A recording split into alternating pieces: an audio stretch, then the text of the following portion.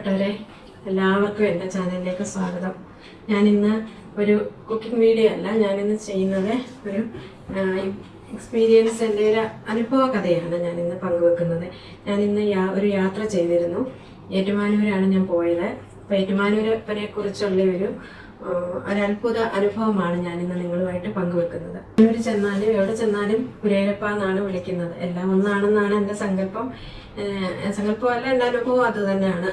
അപ്പം ഞാൻ എൻ്റെ മൂത്ത മോന് ഹരികൃഷ്ണൻ 10ാം ക്ലാസ്സിലെ ഫൈനൽ എക്സാം ആനുവൽ എക്സാം ആയ സമയത്ത് അവൻ്റെ സ്റ്റഡി ലീവ് സ്റ്റാർട്ട് ചെയ്യുന്നതിന് മുമ്പായിട്ട് അവൻ എന്നോട് പറഞ്ഞു, വെള്ളിയാഴ്ച അവന് പെട്ടെന്ന് എന്നോട് പറഞ്ഞു. അപ്പം തിങ്കളാഴ്ച എക്സാമാണ്, വെള്ളിയാഴ്ച എന്നോട് പറയുന്നു, അമ്മ എനിക്ക് ഏറ്റുമാനൂര് പോകണം. ആരോ പറഞ്ഞറിഞ്ഞതാണ് അവന്. അങ്ങനെ ഏറ്റുമാനൂര് നമ്മൾ പോവാറ് ഇല്ല. വളരെ ഇവരുടെ കുട്ടികളുടെ ചെറുപ്പത്തിലൊക്കെ ഒന്ന് പോയിട്ടേ ഉള്ളായിരുന്നു ആ സമയത്ത്. അപ്പം തിങ്കളാഴ്ച എക്സാം ആയതുകൊണ്ട് തന്നെ വെള്ളിയാഴ്ച എന്നോട് പറയുമ്പോൾ ഞാൻ പറഞ്ഞു, പറ്റത്തില്ല ഹരി, നിനക്ക് പരീക്ഷ എക്സാം ഒക്കെ കഴിയട്ടെ, എക്സാം എടുക്കുമ്പം യാത്രയൊന്നും വേണ്ട, ഇരുന്ന് പഠിച്ചേന്ന് പറഞ്ഞു. സാധാരണ രീതിയിൽ ഞാൻ അവനോട് നേരത്തെ പറഞ്ഞിട്ടുണ്ടായിരുന്നു, നീ പഠിക്കുക, മോഡൽ എക്സാം ആയപ്പോൾ തന്നെ എല്ലാം നന്നായിട്ട് പഠിച്ചു വെക്കണമെന്ന് പറയും.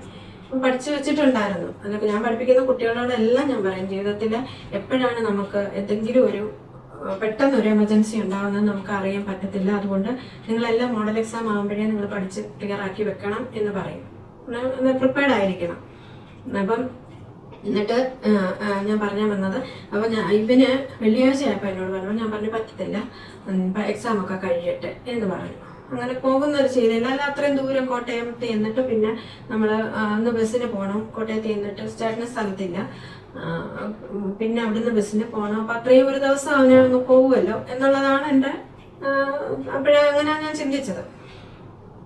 അപ്പം അവനൊന്നും പറഞ്ഞില്ല. അങ്ങനെ ഒരുപാട് വാശി പിടിക്കാറില്ല. ഓക്കെ പറഞ്ഞു. പിന്നെ പിറ്റേന്ന് രാവിലെ ശനിയാഴ്ച ആയപ്പോഴത്തേക്ക് കണ്ണ് തുറക്കാൻ വയ്യ, ഉണന്ന് പല്ലുപോലെ കരയുവാണ്. അമ്മ എൻ്റെ കണ്ണ് തുറക്കാൻ പറ്റുന്നില്ലെന്നും പറഞ്ഞു. ഞാൻ ബലം പിടിച്ചാണ് കണ്ണ് തുറന്നപ്പോഴത്തേക്ക് നമ്മുടെ തക്കാളിപ്പഴം പോലെ, പഴുത്ത തക്കാളി പോലെ ഇരിക്കുക കണ്ണ് രണ്ടും. ഇപ്പോഴും എൻ്റെ മനസ്സിൽ ആ ഒരു ദൃശ്യമുണ്ട്. എന്നിട്ട് ഞാനങ്ങ് ഭയങ്കരമായിട്ട് വിഷമിച്ച് ഞാനങ്ങ് കരയാൻ തുടങ്ങി. ഞാൻ പിന്നെ അവനെ വിളിച്ചുകൊണ്ട് ഞാൻ അടുത്തുള്ള കണ്ണാശുപത്രിയിൽ പോയി.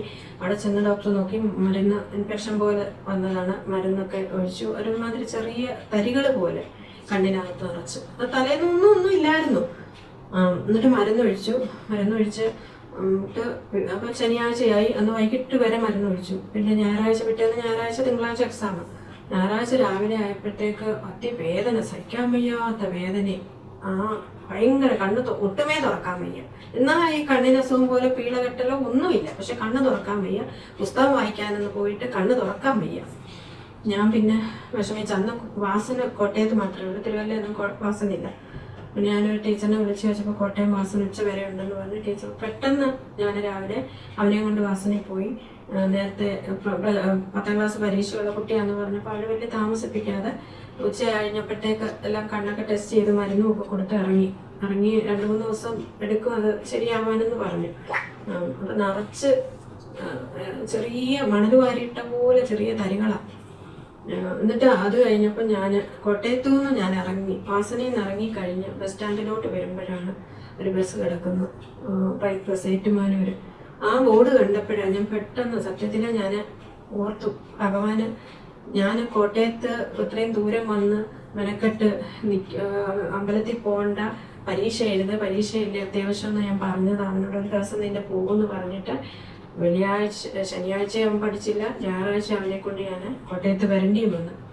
ഞാൻ പെട്ടെന്ന് അപ്പോഴാണ് എനിക്കൊരു ബോധം വന്നത്, ഭഗവാനെ ഇങ്ങനൊരു കാര്യം ഉണ്ടായിരുന്നല്ലോ എന്ന്. ഞാൻ പിന്നെ പെട്ടെന്ന് അവനെ കൊണ്ട് ഏറ്റുമാനൂര് ബസ്സിൽ കയറി. അവിടെ അമ്പലത്തിൻ്റെ മുന്നിൽ കൊണ്ട് നിർത്തി തൊഴിച്ചു. അമ്പലം അടച്ചിരുന്നു. 1:30-2 മണിക്കകത്ത് തൊഴിൽ.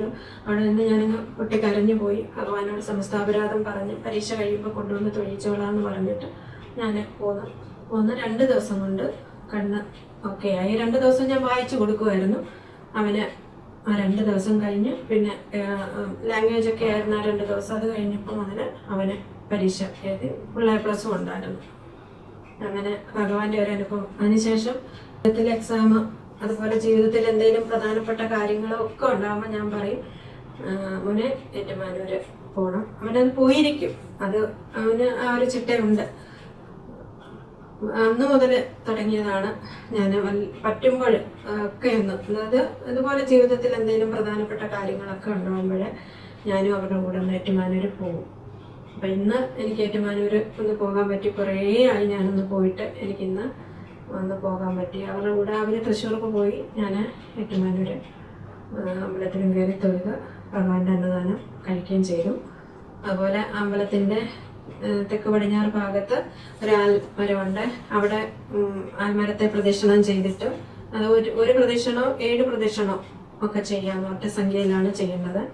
ചെയ്തിട്ട് ആൽമരത്തിൻ്റെ ഇല എടുത്തിട്ട് അതിൽ ഒരു കല്ല് 7 കല്ല് അങ്ങനെ ഒറ്റ സംഖ്യയിലാണ് വെക്കുന്ന ഭക്തർ വെക്കുന്നതാണ്. വെച്ച് പ്രാർത്ഥിച്ചു കഴിഞ്ഞാൽ അപ്പം ഇഷ്ടസിദ്ധി എന്നാണ് പറയുന്നത്. അത്രേ എനിക്ക് അതിനെക്കുറിച്ച് അറിയത്തുള്ളൂ. ആൽമരത്തിൽ നമ്മൾ പ്രദക്ഷിണം ചെയ്യുമ്പോഴേ മൂലതോ ബ്രഹ്മരൂപായ മധ്യതോ വിഷ്ണുരൂപിണെ അഗ്രതോ ശിവരൂപായ വൃക്ഷരാജായതേ നമ എന്നാണ് നമ്മൾ പ്രാർത്ഥിക്കുന്നത്.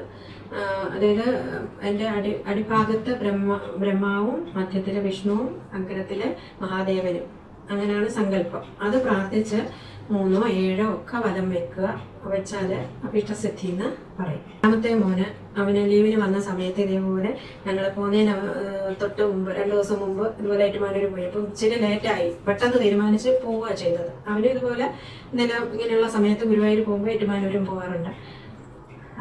അങ്ങനെ പോയി. അപ്പം അവന് ഏതോ ഷോറൂമിലും എൻ്റെ കാര്യവും പറഞ്ഞ് അത് നോക്കണമെന്ന് പറഞ്ഞ് ഇങ്ങനെ സൈഡ് ഇങ്ങനെ നോക്കിയപ്പം അപ്പുറത്ത് മൊബൈലിൻ്റെ ഒരു ഷോറൂം കണ്ടു. അത് അവിടോട്ട് നിർത്താൻ വേണ്ടി അത് ശ്രദ്ധിച്ചപ്പം പാർക്ക് ചെയ്തതാണ്. സൈഡിലൊരു വണ്ടി കിടപ്പുണ്ടായിരുന്നു. ആ വണ്ടിയിൽ ഉരച്ചെന്ന് വെച്ചാൽ ചെറുതായിട്ടൊന്ന് അതിൻ്റെ ഗ്ലാസ് ചെറുതായിട്ടൊന്ന് പൊട്ടി. അപ്പം അങ്ങനെ പാർക്ക് ചെയ്ത് കൊണ്ട് നിർത്തി. അവൻ്റെ അശ്രദ്ധ ഉണ്ടോ പറ്റിയത്, അപ്പുറത്തോട്ട് ശ്രദ്ധിച്ചതാണ്. അപ്പം അപ്പോഴത്തേക്ക് പിന്നെ ഞങ്ങൾ വണ്ടി അങ്ങ് മാർക്ക് ചെയ്ത് നിർത്തി. ഉടനെ മറ്റേ വണ്ടിയുടെ അടുത്ത് പോയി ഞങ്ങൾ 2 പേരും കൂടെ. അപ്പം ഡ്രൈവറാണ്, അതൊരു ബിസിനസ്സുകാരൻ്റെ വണ്ടിയായിരുന്നു. ഡ്രൈവറാണ്. അപ്പം ഡ്രൈവർ പറഞ്ഞു ഇതുപോലെ ഇങ്ങനെ പുള്ളി സ്ഥലത്തില്ല. ഞങ്ങൾ അവിടെ നിന്ന് ഡ്രൈവർ വരുന്നവരെ വെയിറ്റ് ചെയ്തിട്ട് വിവരം പറഞ്ഞു ഇങ്ങനെ ചെറുതൊരു പുറലുണ്ടായിട്ടുണ്ട് എന്ന് പറഞ്ഞു. ചെറുതായിട്ട് പൊട്ടി ശകലം. അപ്പം പുള്ളി പിന്നെ നമ്മൾ അതേ ഉടമസ്ഥനെ വിളിച്ചു. പറഞ്ഞു കേസെടുക്കണം എന്ന് പറഞ്ഞു. 2 ദിവസം ആയതേ ഉള്ളൂ, 2 ദിവസം കൂടെ ഉള്ളൂ ലീവ് കഴിഞ്ഞിട്ട് പോകാൻ. കേസെടുക്കണം. അപ്പം ഞാൻ പറഞ്ഞ നഷ്ടപരിഹാരം എത്രയാണെന്ന് വെച്ചാൽ തരാം, അപ്പോൾ അല്ലെങ്കിൽ കൊണ്ടുപോയി ശരിയാക്കി കൊണ്ടുവരണം. അപ്പം നമുക്ക് പിന്നെ കുറച്ച് 3/4 മണിക്കൂറൂടെ യാത്രയുണ്ട്, അമ്പലം അടയ്ക്കാറാവുന്നു. അപ്പം ഞാൻ പറഞ്ഞു അയ്യോ, ഞാനവിടെ നിന്ന് വിഷമിച്ചു. ഭഗവാനെ എന്താ ഇതിങ്ങനെന്നുള്ളത് ഭയങ്കരമായിട്ട് വിഷമിച്ചു. ഇവനെ ഒരു നിഷ്കളങ്കനാ, അവനും അങ്ങ് ഭഗവാനെ ഏറ്റുമാനൂരപ്പം ഇങ്ങനെ പറഞ്ഞുകൊണ്ടിരിക്കുക. ഞാൻ പിന്നെ പയ്യനോട് പറഞ്ഞു ഇതുപോലെ 2 ദിവസമായുള്ളൂ പോകാൻ. അപ്പം എന്താണെന്ന് വെച്ചാൽ കൊണ്ടുപോയി ഷോറൂമിൽ കൊണ്ടുപോയി ശരിയാക്കാനുള്ള സമയം ഇല്ല, എന്താണെന്ന് വെച്ചാൽ നമുക്ക് ചെയ്യാം.